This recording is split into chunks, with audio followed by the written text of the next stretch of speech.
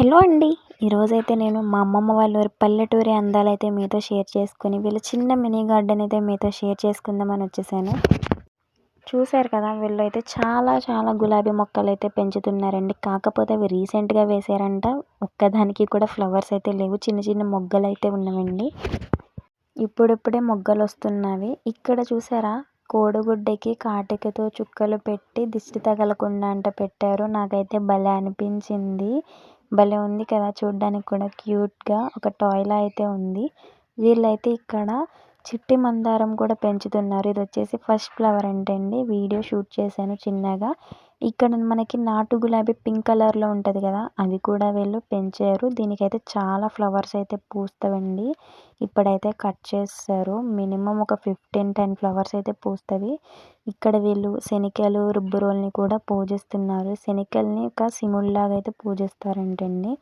ఇక్కడ మందారం చెట్టు చూసారా? ఎంత పూసిందో ఫ్లవర్స్. నాకైతే అనిపించి వీడియో అయితే షూట్ చేశాను. ఇక్కడ మాకొక చిన్న వయ్యారు గట్టు అని ఉంటుందండి. ఆ గట్టు మీద ఆఫ్టర్‌నూన్ టైము, ఈవినింగ్ టైము అమ్మమ్మ, నానమ్మ, తాతయ్యలు అందరూ కూర్చొని ముచ్చట్లయితే పెట్టుకుంటారు. చూసారు కదా! గట్టు మొత్తం కూర్చుంటారు బారుగా. ఇక్కడైతే మాకు వయ్యారండి. ఇది కాలువ. ఇప్పుడంటే వాటర్ అయితే లేవు.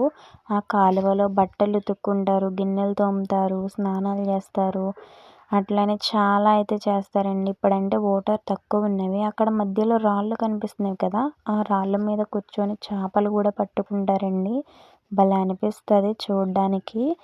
వాటర్ ఫుల్గా వస్తే గనక ఇంకా బాగుంటుంది. కాలువ వచ్చేసి సమ్మర్ కాబట్టి ఇప్పుడు సమ్మర్ వచ్చేసింది. ఎండల్లో అయితే వాటర్ ఉండవండి. అదే వింటర్ సీజను, రెయినీ సీజన్లో అయితే ఫుల్ వాటర్ ఉంటుంది. అక్కడ వాటర్ వస్తున్నాయి కదా ఫ్రెష్గా, అదేనండి కాలువ. అక్కడి నుంచే వాటర్ వస్తుంది.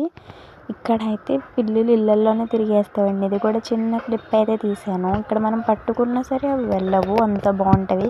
ఇదేనండి వాళ్ళ video. Please like, share, comment.